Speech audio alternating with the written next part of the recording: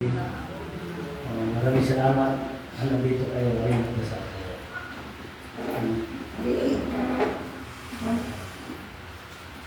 Tuloy natin mamisay sa akin. Maraming salamat. Dahil marami na pagbabago na ito nangyayari natin. Kahit na sinisipin tanda, kapit na tayo.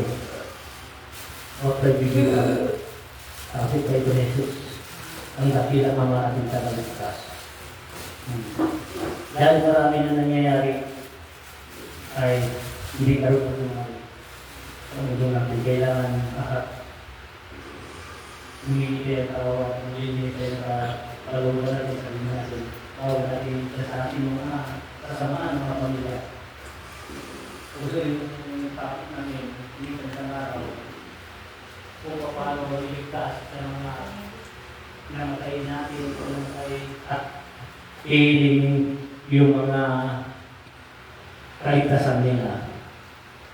Tinanong sa akin kung anong dapat gawin. Ang sagot ko naman, kung gusto nyo pumili aking payo, binigay sa akin ng Diyos. At kung gusto nyo maligtas sa mga pamilya ninyo at mga patay ninyo, ang una-una ang gawin ninyo, maglinis kayo ng kalooban ninyo, yung mga gawain ninyo, linisan ninyo, at makibagay kayo sa mga tao at pamilya ninyo, at ituro nyo ang mga gandang asal sa pamilya ninyo. Bago tayo haharap sa Diyos, una-una, linisan natin ang kalooban natin, at ano man ang gusto ng bilin ng Diyos sa atin, ang para maligtas ang bawat isa sa atin, humilipin sa Kanya, ang kalooban natin dapat harap tayo sa Kanya ay malinis. Hindi basta-basta hiling ng hiling, ang karamihan dyan, hiling ng hiling. Hindi naman siya naglinis sa kalooban niya, ang gawa niya hindi maganda at hindi niya nanalis. Paano ka bibigyan ng Diyos? Dahil ang lahat yan sa Diyos ang nagsimula, ang Diyos ang magtatapos. Dahil lahat yan sa Kanya, lahat yan nandito sa mundo, ibabaw sa atin. Wala tayong may-ari kahit isang kusing dito sa lupa. Wala tayong dala bumaba dito sa lupa. Kung kukunin tayo, wala pa rin tayong dala patungo sa Kanya. Yung hawak mo ngayon, masinso ka man, binigyan ka ng Diyos ng paspas at binigyan ka ng lahat ng lumo binigay sa iyo. Ibig sabihin, ang lahat ay nilingin nyo at maganda ang iyong gawain. Ang lahat ang inyong mga gawain na maganda, maganda rin ang papulugan para sa iyo. Huwag natin sayangin ang panahon nandito tayo dahil lahat yan hiram lang natin sa Diyos. Mayroon din mga iba, noon mahirap siya. Isang kain sa tuka at minsan kumakain siya sa mga kaibigan niya, sa kapitbahay, sa mga barak, lahat ng minsan isang beses ka kumain sa bahay. Noon, ang panahon yun, marami ka kaibigan at nagsasalo sa iyo. Tama, hindi. Ngayon, hindi lahat. Meron. Ngayon, at hiling siya sa Diyos at humingi siya para siya ay magbago at magbago ang sarili niya, bago ang buhay niya, dahil sumunod siya. Anong kagustuhan ng Diyos? Sumunod niya. Ngayon, sinunod niya. Ang sabi ng Diyos, simula ngayon at bibigyan kita ng karunungan kung paano kayo umunlad. Sa Diyos pa rin yun. Hindi dahil sa atin, sa Diyos pa rin. Ngayon, bibigyan ka umunlad. Ito gawin mo. Dahil parang naisip mo, mga dito, dahil mabilito, dito tayo kayo magsimula umasinso. Dahil ang Diyos nagbigay ng basbas at karunungan sa iyo. Ngayon, binibigyan ng kagustuhan ng loob at binigay at ang mga pangarap mo ay naging tagumpay. Ngayon, pag tagumpay, nag-iba na ang ugali mo. Hindi dati ng ugali mo binigyan ka, no? Hindi ka ba binigyan at ang ganda-ganda ng iyong ugali. Ngayon, kung masinso ka, yung pinanggalingan mo, nakalimutan mo na. Ang gusto mo, ang kaibigan mo, yung may kaya. Yung pinanggalingan mo, di mo alam kung saan ka pinanggalingan, doon ka munlad na labat yan. Huwag mo siyang bitawan, huwag mo siyang iwanan. Kailangan mo dagdagan, huwag mo siyang bawasan. Dahil kung di na sa kanila, wala ka ngayon. Dahil ang kaibigan, huwag nating kalimutan. Tandaan ninyo, kung nakalimutan mo ang dati yung mga kaibigan, hanap ka na ng iba, hanap ka ng iba, baka doon ka mapapahama. Yung tunay mo kaibigan, kailangan mo siya na alam niya ang ugali mo, alam mo na rin ang ugali niya. Kung hanap kayo ng bago, hindi nyo alam, mga hanapan nyo, magpapahamak din sa inyo. Amen? Ano sa pala kayo? Tama ba yung mensahe sa akin? Patungo sa inyo ngayon? Ay hindi.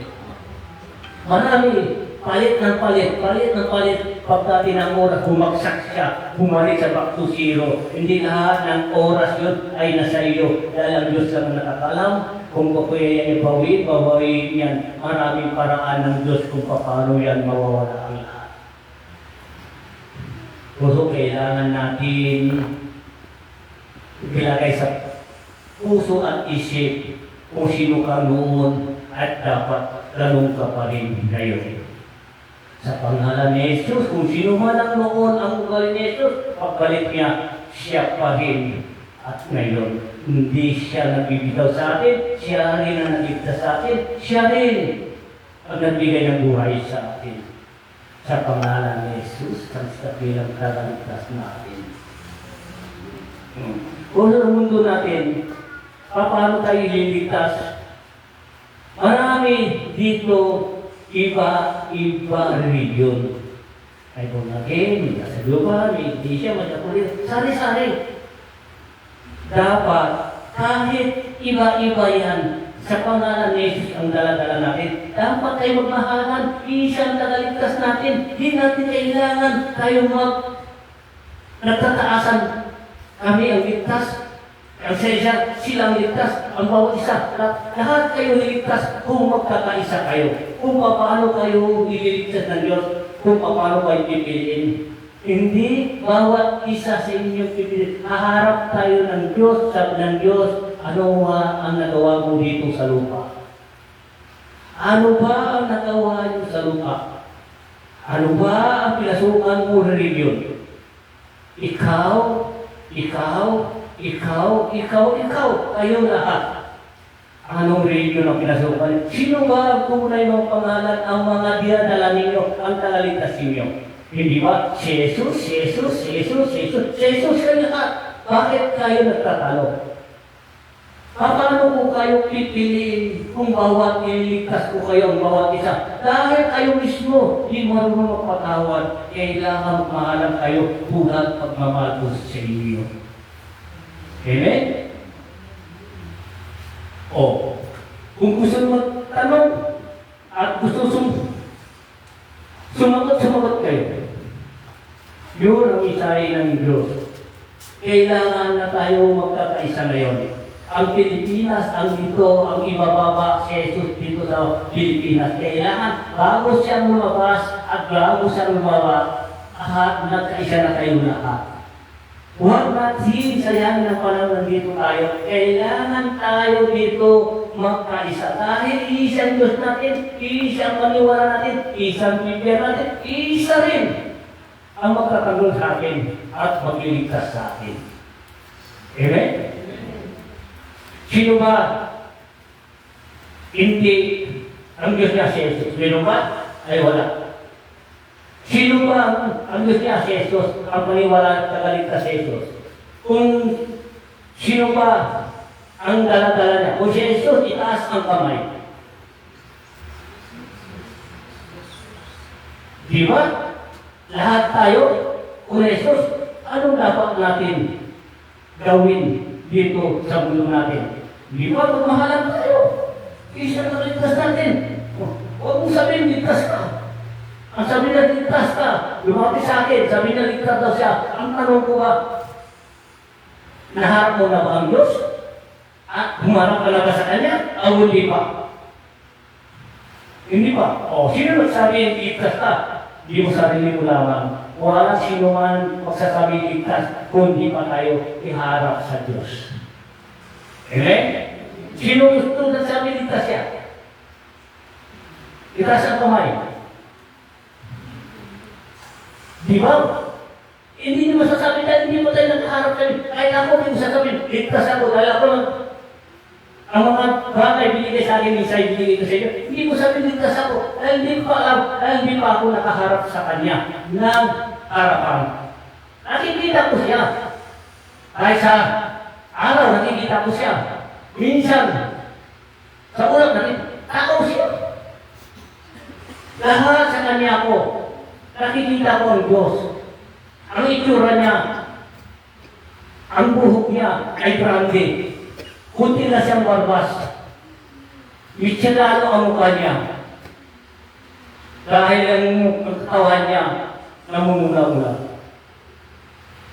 Dahil kung hindi dahil sa Kanya, wala ako dito. Sa Kanya lahat ang mga sinasabi ko, galing sa Kanya. Binumulong lang sa akin kung anong dapat ko sabihin sa inyo. Ngayon, tatanong ko, hindi ako marunong bumasa, hindi ako marunong sumulat. At lahat ang mga sinasabi ko, galing sa Kanya. Sabihin ninyo kung mali ba o hindi.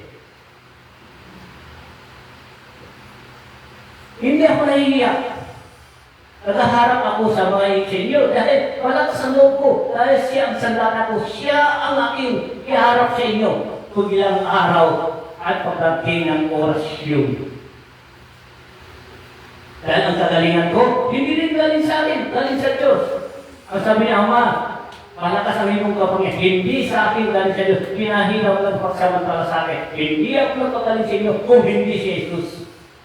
Sabi ng mga ibang bansa, sino bang Diyos? Jesus Christ. Ang siya, ang lahat, maging hari o hari, tunay na hari, si Jesus Christ. Ang bugtong ng anak ng Diyos Ama. Sa atin naman ay si Jesus. Di ba? Lahat na ang mga review natin, ano bang mensahe sa kanila ng Diyos ay magkumbaba, magturo ng aral sa mga mabuti sa mga tao walang alam, turo ang mga magandang asal para sila ay sumunod. Hindi tayo na matataas pa rin ang papakita natin sa Kanya. Hindi pwede yun sa Diyos. Kailangan natin magkumbaba, awunin sila sa bukit. Dahil sila walang alam. Kung may alam tayo, magkumbaba tayo para awunin sila lahat patungo sa Diyos. Yun ang mensahe ng salita ng Diyos. Amen. Nagtataka sila sa akin. Hindi ako nagbabasa ng Biblia. Dito naman aking salita. Walang paligoy-ligoy. Magtanong kayo, sasagutin ko kayo. Kahit oras mismo, stand ang sagot ko. Basta magtanong kayo tungkol sa Diyos, sagutin ko kayo sa pangalan ni Jesus. Sino gusto mong tanong? Kung walang magtanong kayo.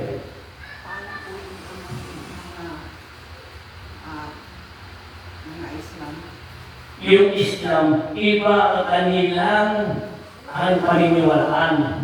Iisa rin si Jesus. Sabi si Jesus, kasarin na sa ala. Dahil iisa rin, ang kapangyarihan nila, pangyarihan natin, iisa ang kawak natin, pag-ibig. Pag-ibig din ang tunay na Islam. Iba, tulad ng Kristiyano din, meron din pumapatay. Iba-iba ang kanilang paniniwala, iba-iba rin ang kanilang isipan. Kung tayo ay malalapit sa Diyos, maganda ngayon kung tayo, sinusuportan tayo ng Diyos. Ay sinusuportan natin tayo ng Diyos. May Islam, ang mga maraw-raw din. Ay si Allah, hindi pumapatay. Ay si Allah, magbunutin lang kung hindi ka sumunod. Dahil lahat ang gusto niya, pag-ibig, magmahalan at magkakaisang lahat. Sino pang gusto magtanong?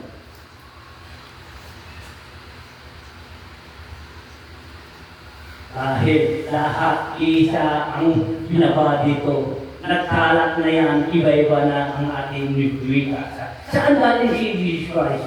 Israel. Siya, saan siya pinanganak? Naging nagkatawang tao. Sa mundo natin, siya sa Israel tayo sa Pilipinas. Iisa ang ating hangarin kung paano natin siya makilala. Dahil makakakilala siya, dahil maraming gusto makilala sa ano ba yung ng Diyos Ama? Ang Diyos Anak. Siya ang Ama, Anak at siya pa rin. Pagdating ng Holy Spirit, wala siyang, hindi siya pinanganak dito sa lupa. Bumaba siya, may katawan na. Yun ang malaga sa Jesus, pinanganak, nagkatawan tao. Ang Holy Spirit at bababa, may katawan na. Ang siya, ang liwanag. Dala-dala niya ang pag-ibig. Kung ano man ang dala niya, anong gawain ni Jesus, ganun din ang gawa ng Holy Spirit. May araw, may gintong araw, may paspas, may tubig, may lahat ng bagay na nagsaysay ni Jesus ay dala-dala niya. Amen. Amen? Hindi ba sabi nila, kung ano man ang gawain ng Ama, ganun din ang gawain ng anak. Kung ano man ang kayamanan ng Ama, ganun din ang kayamanan ng anak. Dahil mamana sa anak.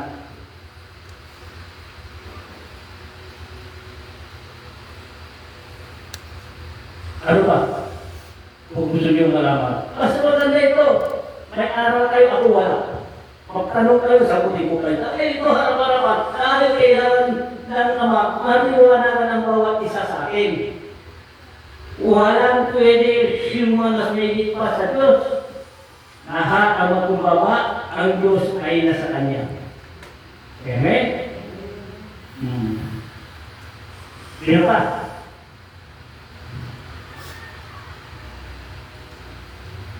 Yung mga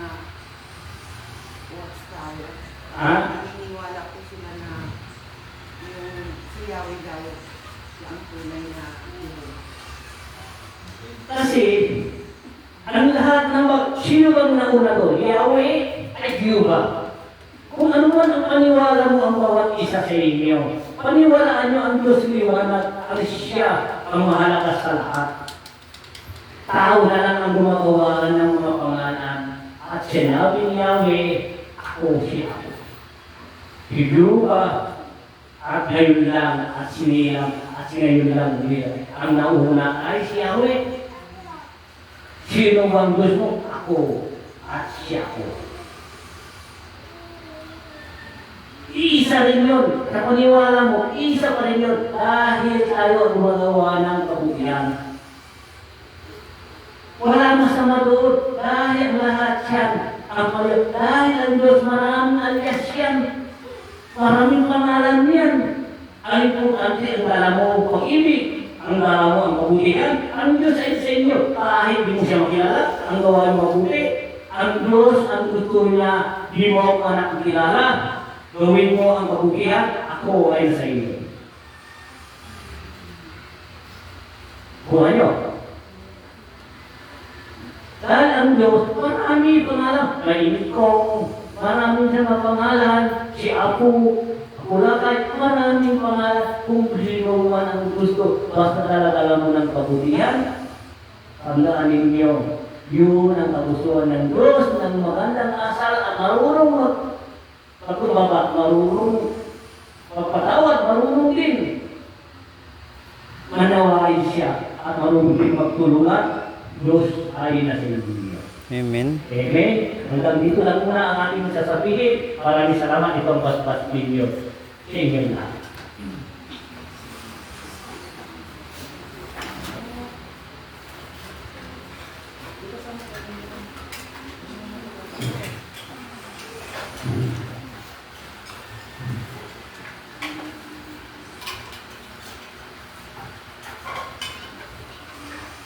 Kamukas na dito tayo. Hello.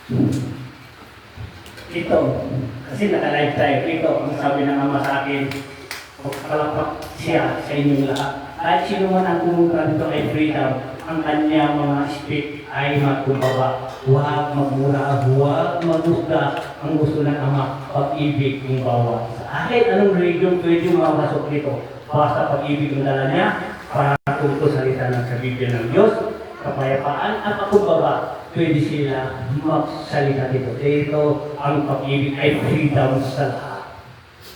Ang sabi niya, Ama, ito ang binigay sinulat sa ulat. Itong pangalan, in time message of Yahweh, for New Jerusalem, therefore living God, Jesus Christ, buhay na Diyos. Dahil ang buhay na Diyos, walang posible, babalik ang Diyos ay buhay. Wala na sa krus at ito ala-ala. Ala-ala yung nangyari at kinubos tayo ng lahat. Amen? Pero siya at darating ang Holy Spirit ay buhay na Diyos. Freedom lahat at sino man basta magpatotoo pagkumbaba, pamilya tayo. Dahil ang gusto ng Ama, alisin na ang hindi maganda, pasok yung maganda, lahat at pagiging maganda ang kinabukasan ninyo. Amen. Amen? Ayaw niyo yun. Iniwanan kayo lahat. Dahil wala nang masama. Dahil alisin ang masama, dahil magkaisa na tayo. Pag-ibig na natin, isa lang ang hindi niya. Isa lang ang wika ay Tagalog sa Pilipinas. Yung wika natin, Tagalog ang gusto niya. Magkakaisa. Sila hindi mo na ba niya at pumunta, mag-aral ng Tagalog. Dahil Pilipinas tayo. Pumunta sa Amerika, inis tayo doon.